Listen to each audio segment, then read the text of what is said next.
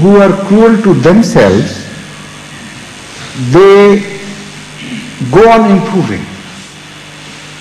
They deny themselves pleasures. They impose upon themselves restrictions of certain things, certain nature. They don't let themselves go according to their desires. The result is that such people who are constantly cruel to themselves, they achieve great things. وَمَنْ بَلَغَ الْعُلَىٰ سَهْرًا لِعَلِي, who has reached great lofty heights, he turned the nights into morning, into days. That is to say, he put in a lot of labor and hardship. He went through a great hardship. So here Ziluma means a person who for the sake of others, for the sake of a good cause, does not spare himself at all, shows no leniency, no mercy towards himself, with the result that it is Allah who from time to time has to remind him of his own duties towards himself. For instance, Allah tells him, لَعَلَّكَ بَاخِرٌ نَفْسَكَ عَلَىٰ أَثَارِهِمْ إِن لَمْ يُؤْمِنُوا بِهَذَا الْحَدِيثِ أَسَفًا. Don't be cruel, that much cruel to yourself. You are killing yourself for the sake of others, for the sake of those who deny, who refuse to believe in you and have chosen destruction for themselves. So this is the quality of Ahmad sallallahu alaihi wasallam in these terms, which has been described as a word of praise. It is not the only time that the Holy Quran has used such expression. In other places as well, the Holy Quran has used this style of using a word of praise for condemnation and a word of condemnation for praise. For instance, in other places, a apparently wrong word has been used to praise Ahmad sallallahu alaihi wasallam. And the earlier commentators of the Holy Quran did not understand this, so they were really surprised. They tried to mollify the situation by translating the word mildly. The word is وَوَجَدَكَ ضَالًّا فَهَدَى. Dal is something which has been positively condemned by the Holy Quran, by the very first surah. غَيْرِ الْمَغْضُوبِ عَلَيْهِمْ وَلَا الضَّالِّينَ. So how could one conceive Ahmad sallallahu alaihi wasallam to be dubbed as a Zal prior to becoming a prophet?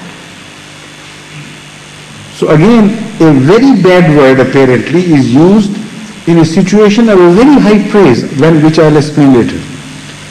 On the other hand, a word of praise is used as a word of condemnation in the Holy Quran in another place. Where Zuq innaka anta azizul kareem. Now you taste of it. You are aziz and kareem, you are very powerful and very noble and very generous. I mean, respect, held in high esteem by others. So taste the fire of hell. Obviously, it means exactly the opposite. You lack all qualities of nobility. That is what it means. So this can happen in the Holy Quran, and it has happened. And it's in fact an illustration of the highest qualities of highest excellence of the Holy Quran's language and phrases. In case of Dhallan, it does not mean a person who was totally deprived of righteousness or was suffering in complete darkness. Dhalla is a person who has lost himself in search of something. Like Zal can be applied to a person who has lost his own self in search of someone. Dhalla is a lost she-camel. So Dhalla here, the word Dhal here, as applies to Ahmad sallallahu alaihi wasallam, means that in love of God, in search of God, in extreme desire to reach Allah, you lost your own self. You lost all your own interests and all the interest in human beings.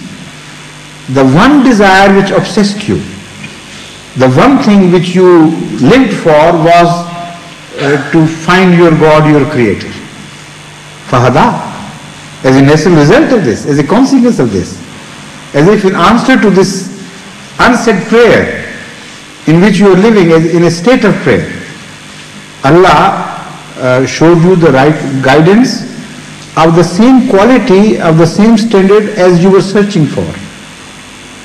Because you were dull in His way, in His search, and you had reached the very ultimate limit.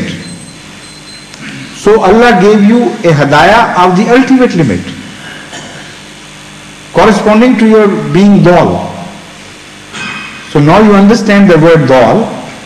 It is used in the highest praise. Similarly, the word zalim, when applied not to the others, but to one's own self, acquires a very different meaning. Because the Sharia was very difficult.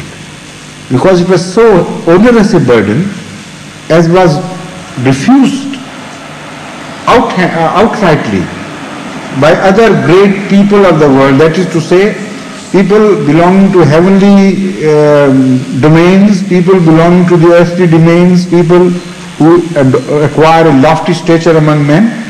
All such people were inherently incapable of receiving this revelation and discharging this responsibility.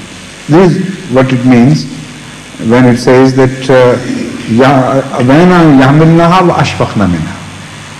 it doesn't mean that it was actually revealed to these people. It only means if it had been revealed, if they were given a choice, this would be their attitude. Allah knows it. But there was one man who understood the full meaning of this responsibility, yet accepted it. He was very cruel to himself. Jahula is also a word which has been used by the pre-Islamic Arab poets in the sense of praise. Poets have applied this word to themselves in one sense, which is a sense of very high praise. They say, when we decide to do this, we will do it, regardless of consequences. They warn others, such poets. Yes. This is Imra al-Qais, isn't it? Imra al-Qais? I say this is Imra al-Qais. Yes. Qasida, yes. In other verses as well, I have read, the word Jahil or Jahul is used by the Arab poets by way of self-praise, in the sense that Jahula means if somebody has decided upon a course of action, he's brave enough to know the consequences yet face them, and who is capable of not caring for those consequences. This extreme boldness and quality of bravery is described in the old Arabic literature as jahalat. So Jahula here in this context would mean that the Prophet who was a recipient of this revelation of the Holy Quran knew the consequences, yet he was brave enough not to care for those, for whatever may happen to him. So this is exactly what happened when Hazrat sallallahu alaihi wasallam was told in the beginning that people are going to turn you out of this town, this city. They will abuse you in all forms. They will oppose you with whatever power they hold, and they will be very cruel to you. This was told to him right in the beginning by the cousin of Hazrat Khadija. What was his name? Burqa bin Nawfal. He proved to be Jahula in this regard. So all right, whatever may happen, I'm not going to budge an inch. And he proved Jahula in this regard when Hazrat Abu Talib told him ultimately that it is no longer possible for him to extend him shelter. And the answer was exactly the same.